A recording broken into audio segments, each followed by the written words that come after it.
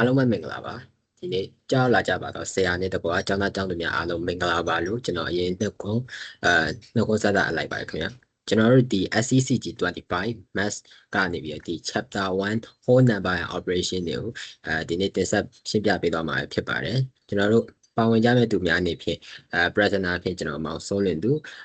ဝဝင်းမြင့်စောက်ခန့်ထူးဆန်မင်းတက်ခန့်ဟိန်းထတ်စွမ်းဖူဖူထေးတာညံနန်းခင်နှင်းဝေရေရင်မြင့်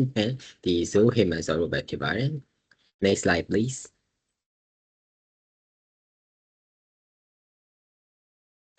ကျွန်တော်တို့ဒီရှင်းပြဒီနေ့တင်ဆက်သွားမယ့်အကြောင်းအရာလေးတို့ဒီ topic လေးခွဲထားပါမယ်ဒီ content ရဆိုရင်ဖြင့် number 1 addition 2 subtraction 3 multiplication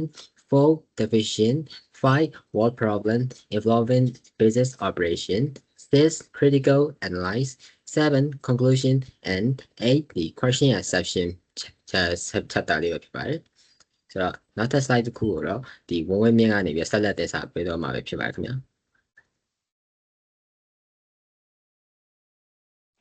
number 1 addition ပေါင်းခြင်းဖြစ်ပါတယ်ပေါင်းခြင်းမှာ addends နဲ့ sum ရှိပါတယ် a plus b ကို addends လို့ခေါ်ပြီးတော့ရတဲ့ပေါင်းလက်ကို sum လို့ခေါ်ပါတယ် line up the number in column by place value သူတို့ရဲ့ paying ကုန်တက်တီးတွေကိုအစဉ်လိုက်ခေါ်လာလိုက်ညာဘက်ခြမ်းကနေပြီးတော့ဘယ်ဘက်ခြမ်းကိုစီးပြရမှာပဲဥပမာ63အပေါင်း35ဆိုရင်3နဲ့5က10ခုကဏ္ဍမှာရှိတဲ့အတွက်ကြောင့်မို့ပထမဆုံး column အနေစပြီးတော့နောက်တဲ့ column မှာ10ကဏ္ဍအနေစပါ Now when the total in one column is larger than 10 carry the 10th digit over the next column to the left ပထမဆုံး column မှာတစ်ခုမှာပေါင်းလက်က10နဲ့ကြီးမယ်ဆိုရင်အဲ့ဒီ10ကိန်းကဏ္ဍကိုနောက်တဲ့ column မှာတင်ပြရပါမယ်ဥပမာ8နဲ့ပေါင်း16ရတဲ့အခါမှာ6ကိုပထမ column မှာတစ်ခုရေးပြီးတော့1ကိုနောက်တဲ့ column မှာတင်ပြပြီးရင်တခြားကဏ္ဍတွေမှာဝင်ပေါင်းပြရအောင် Addition is commutative can add in any order addition ကအစဉ်လိုက်ပြောင်းလဲနိုင်တဲ့ကုန်ပတိရှိတဲ့အတွက်ကြောင့်မို့သူ့ကိုကြိုက်သလိုပေါင်းလို့ရပါတယ်ဥပမာ68နဲ့28နဲ့ပေါင်းမလားဒါမှမဟုတ်ရင်28နဲ့68နဲ့ပေါင်းမလားအဖြေကတော့တူတူပါ next slide ကိုတော့နန်းခင်နေဝင်ပြော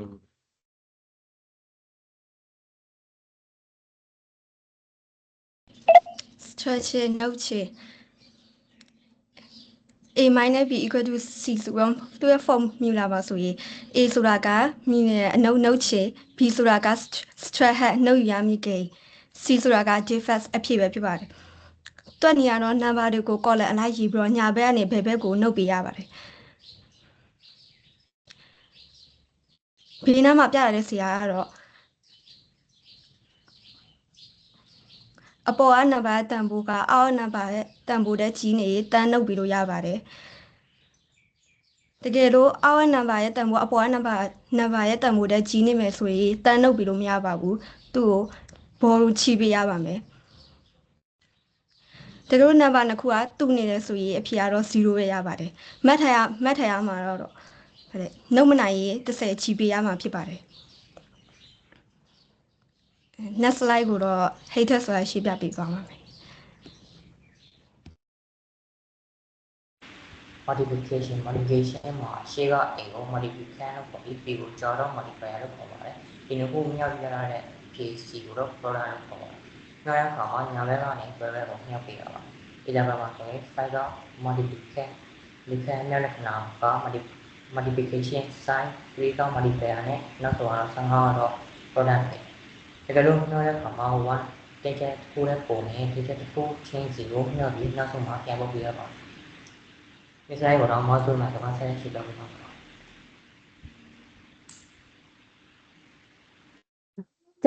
division ဆိုတာကတော့စာချစ်ဖြစ်တယ်ဒီ division မှာဆိုရင် dividend ကကြတော့ဒီလေးကိုခေါ်တာဖြစ်ပါတယ်စာကြီးကကြတော့ divisor စာလိုက်ကကြတော့ quotient လို့ခေါ်ပါတယ် remainder ကကြတော့အတွင်းလို့ခေါ်ပါတယ်ဒီစားတဲ့ခါမှာဆိုရင်ကဏ္ဍငယ်တဲ့ကဏ္ဍတွေကိုဆိုရင်အလျားလိုက်စာပေးလို့ရတယ်ဒါပေမဲ့ကဏ္ဍတီးလာတဲ့ကဏ္ဍတန်ဖိုးတီးပြီးတော့များလာတဲ့အခါမှာဆိုရင်ဒေါ်လိုက်စာပေးရပါတယ်အဲ့ဒါကို long division အရှိစာနည်းလို့ခေါ်ပါတယ်စားတဲ့ခါမှာဆိုရင်မြင်းအပြည့်ကြီးပဲရနေတာမျိုးတော့မဟုတ်ပါဘူးဒါသမ k တက်ဖို့ရထွက်နိုင်ပါတယ် ဒီဘေးကပေးထားတဲ့ပုံမှာဆိုရင်75ကို4နဲ့စာထားပါတယ်သူရဲ့စာလိုက်က80ရတယ် remainder အတွင်းကကျတော့3ရပါတယ်အဲ့ဒီပို့စာကိုပဲဒသမ k ထွက်အောင်တွက်လို့ရပါတယ်ဒသမ k ထွက်အောင်တွက်မယ်ဆိုရင်80ရဲ့ဘေးမှာဒသမထိုးပြီးတော့အောက်ကို3ညဆင်းပေးရပါတယ်ဆိုတော့30ဖြစ်သွားတဲ့အခါမှာ4 9 28ဖြစ်တဲ့အတွက်နှင်းကျဲတယ်နောက်ထပ်3ညတလို့0 20 4 5 4 20အဲ့ဒီပို့စာကိုဒသမထွက်အောင်တွက်လိုက်တဲ့အခါမှာ80.75ရပါရှင် remainder တော့0ပဲဖြစ်သွားပါလိမ့်မယ်နောက် slide ကိုတော့မင်းတက်ခန်းနေပြီးတော့တစ်ဆက်ပေးတော့ဖြစ်ပါတယ် Word problem percentages operation different or idea ဆိုဒီကြည့်တော့စကားစုများတမောအယူဆပြီးတော့ addition ပေါင်းခြင်းကျွန်တော်ဒီပေါင်းခြင်းမှာဆိုရင်စုအောင်ရှာမယ်ပြီးရင်ကျွန်တော်ဒီပေါင်းရလဒ်ကိုရှာမယ်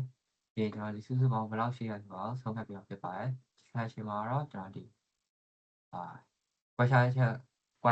ကိုရှာမယ်ပြီးရင်ကျွန်တော်ဒီဘယ်လောက်ကျန်နေလဲဆိုတော့ဆုံးဖြတ်ပြီးတော့ဖြစ်ပါတယ် modification မှာတော့ကျွန်တော်ဒီအုပ်စုများပေးထားတဲ့အခါမှာစုပေါင်းရှာမယ်ပြီးရင်ရလဒ်ကိုရှာမယ်ပြီးရင်အုပ်စုများရဲ့အတွက်တဲ့အခါမှာစုပေါင်းဘယ်လောက်ကျန်လဲဆိုတော့ရှာမှာဖြစ်ပါတယ်ဒီ division ကတော့ကျွန်တော်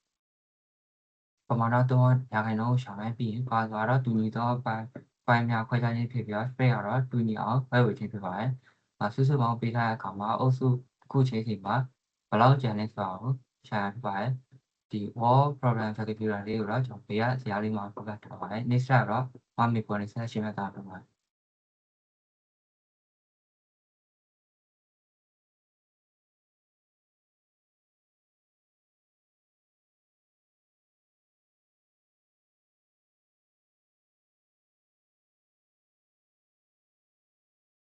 mistake